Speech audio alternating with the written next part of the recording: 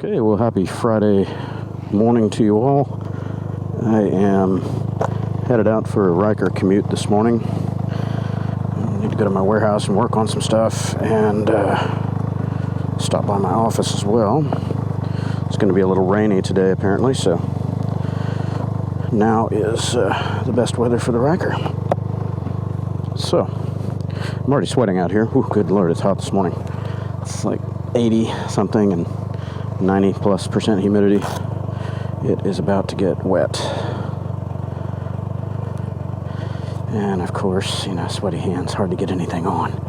Yeah. So, I dusted off the editing rig.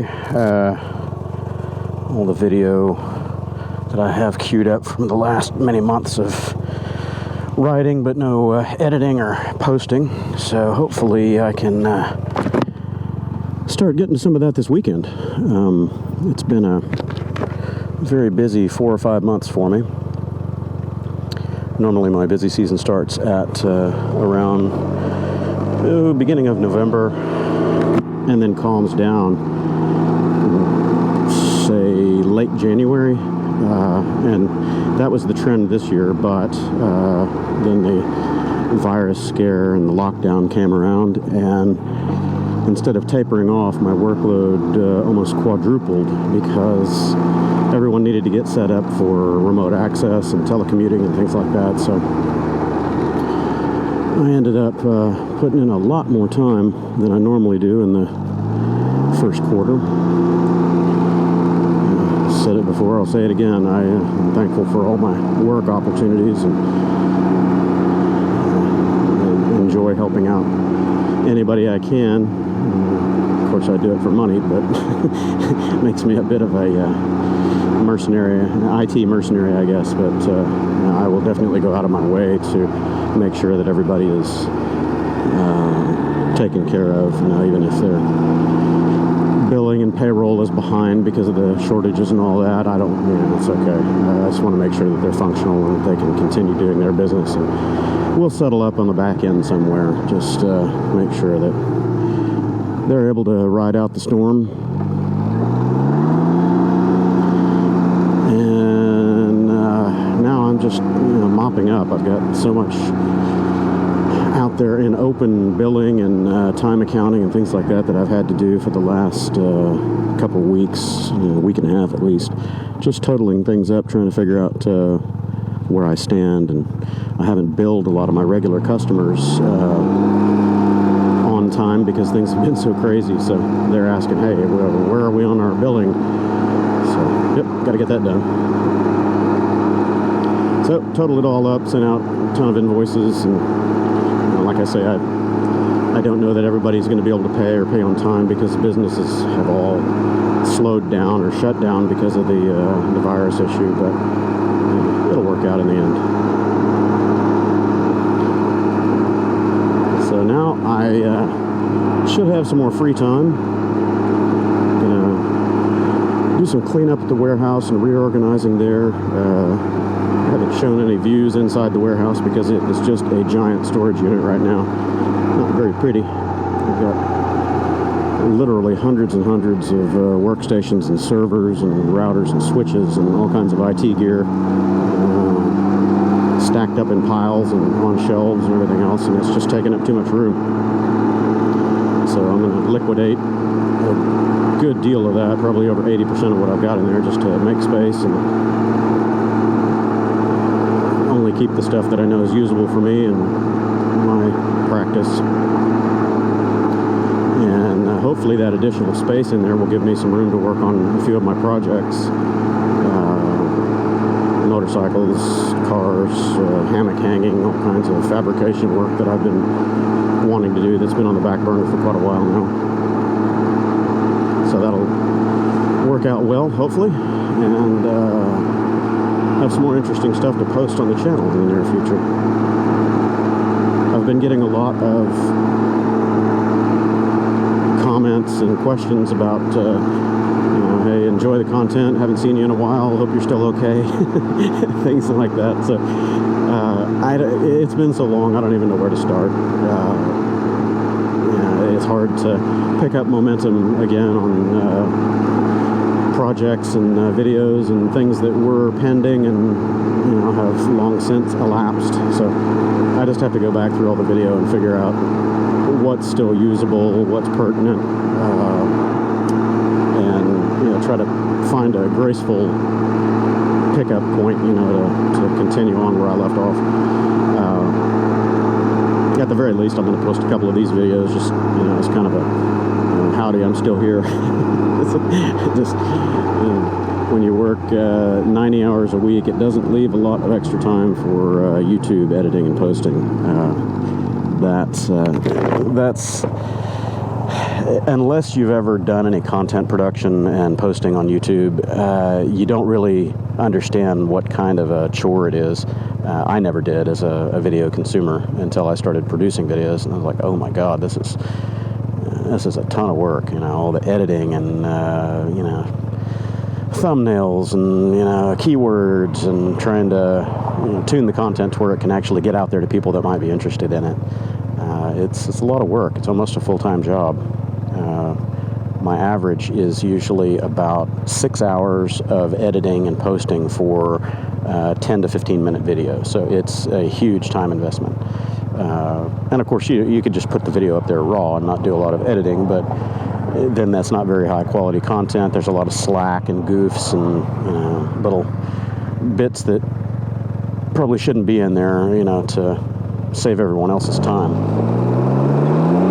So I'm ADHD, something fierce, and my attention span for videos is somewhere between 5 and 7 minutes, and if it's longer than that, I'm either skipping through it or skipping it entirely. So my original intention was to keep my videos short and sweet, but most of my long content stuff is what people seem to watch, which was surprising to me. So the road trips and the long journeys and whatnot, people are more interested in that. So hey, I don't mind. I'll post that up and hope I don't waste anybody's time. That's why I try to leave time markers and detailed descriptions on the videos. So always check the video description and the comments and things like that, because that's where most of the real information is. By the time a video is edited and posted, so much may have already changed, and you're going to find the most recent pertinent information there.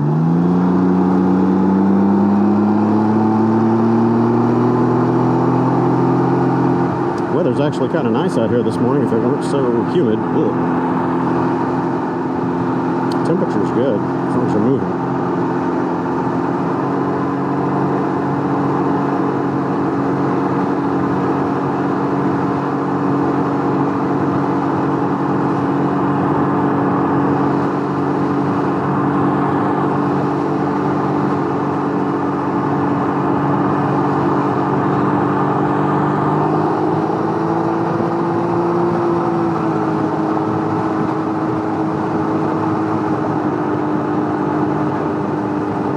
So I took a funny picture before I started my ride this morning for the thumbnail, clickbait. Haha. No, I don't really ride with a full-on N100 respirator mask. But considering everyone's panic reaction lately, it seemed like a funny, somewhat appropriate picture.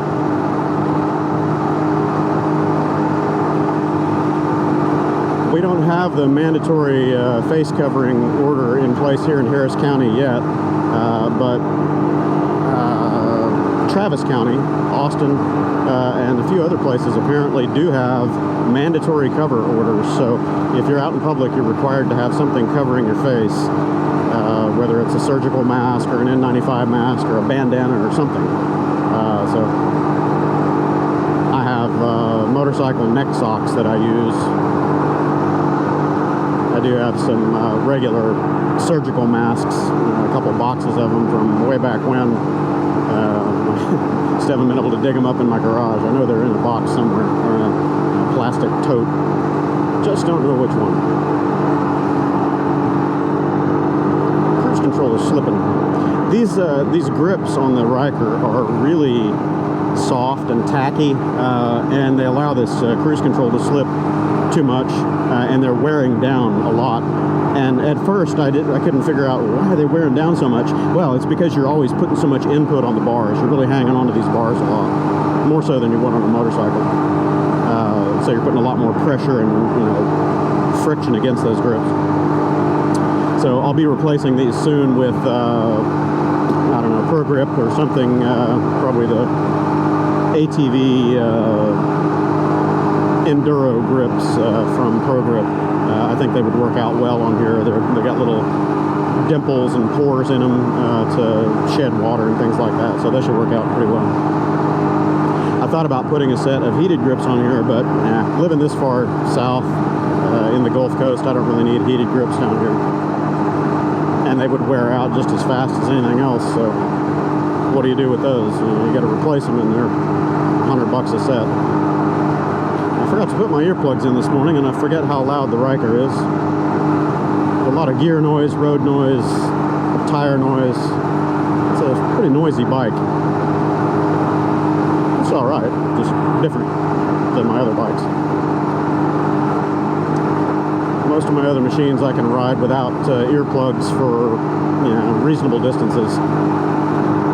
But I always try to have, you know, those foam earplugs in to cut the high frequency noise. It's really damaging for your hearing in the long term. So experienced motorcyclists know about that little danger or caveat. Really old experienced motorcyclists are deaf already and they don't care.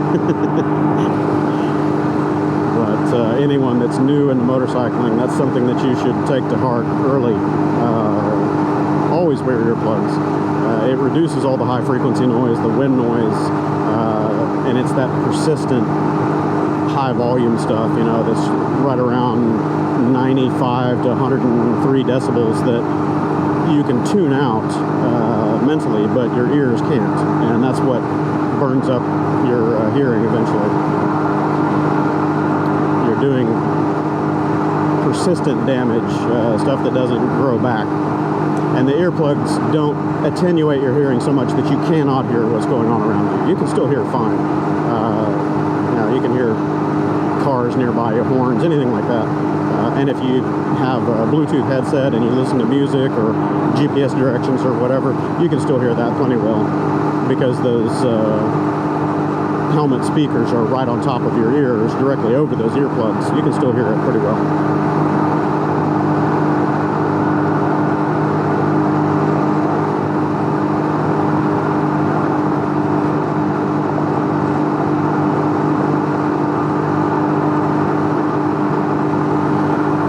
Slow, leisurely 70-mile-an-hour run here today, coming in, and a 60, of course, you know, 10 over. Everyone else is running 85 plus. Good old Houston Autobahn.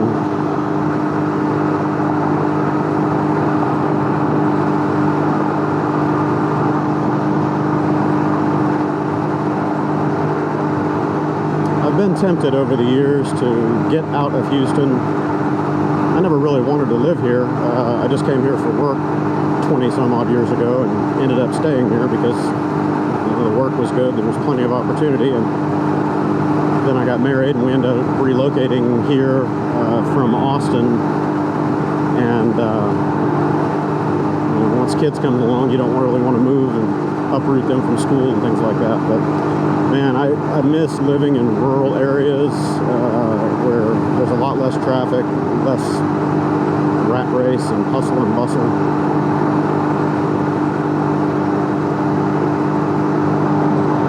I don't really like having to drive 45 minutes or an hour to get to the big city to, you know, go shopping or do anything like that. But, you know, Houston, you have to drive 30 or 45 minutes to get anywhere anyway. I think that was the biggest adjustment for me, moving to Houston. I've lived in big cities before, but Houston is really big.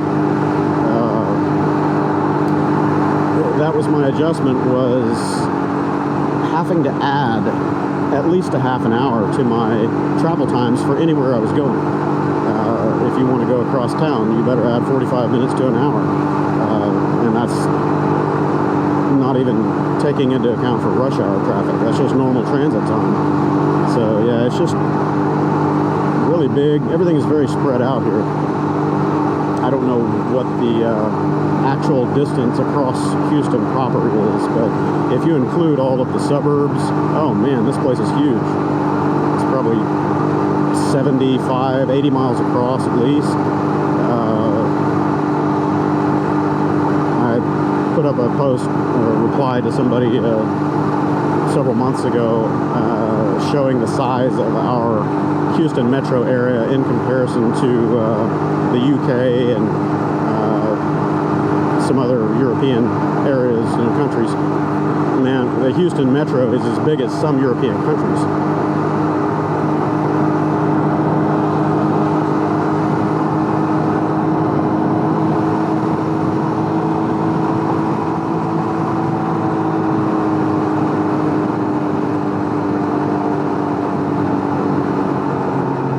Good old groove pavement. It's crazy.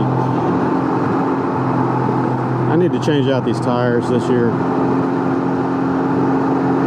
don't know what my mileage is. I need to. I got about 6,000 miles on the Ryker. I need to. These tires are still have plenty of life in them, but I hate the tread on them. They really don't like groove pavement, and they're very traction limited. So I'll be replacing them this season with more street-oriented treads, and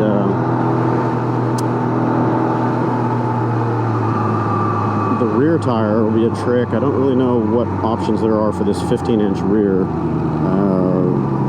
James Thornoley, Thornoleys.com, we did the laser alignment over there at his shop. He said that that's a pretty common size for some of the early Spyders, so I should be able to put a Yokohama or something on the back of this thing, street radial of some flavor, so that'll be good. Hopefully something that's got a little more bite than this one, because this thing spins up so easy.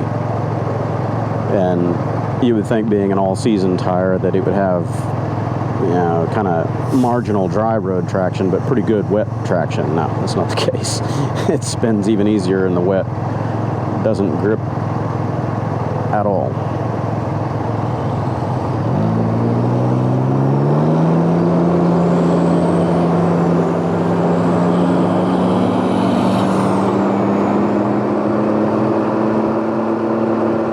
What you doing there, fella? You going? You not going?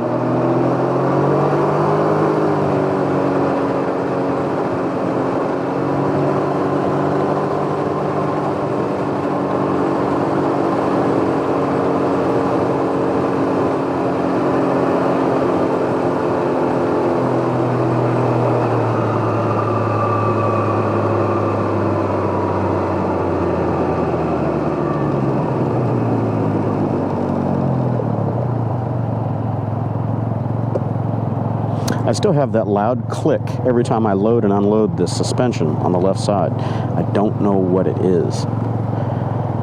I checked the sway bar links. They seem to be tight, so I don't know if it's the sway bar clicking in the mount or if it's something with the steering knuckle or one of the ball joints. Don't know. I don't like it. It bothers me.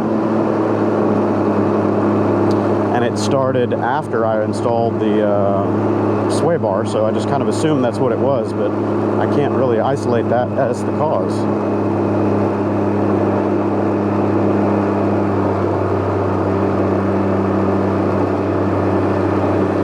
The other thing I'm going to do to this this season, hopefully, is replace these rusty front wheel hubs with the 2020 models that are anodized. So when I do that, you know, they've obviously got to pull the whole front suspension apart anyway. So maybe when that happens, they'll figure out what's loose or popping in there.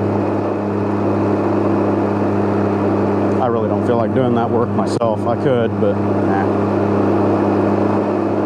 This thing is still under warranty, so if anything is found to be broken or defective, then it can be taken care of under warranty. If I do it myself, then obviously that voids any discovery process or warranty claim on that.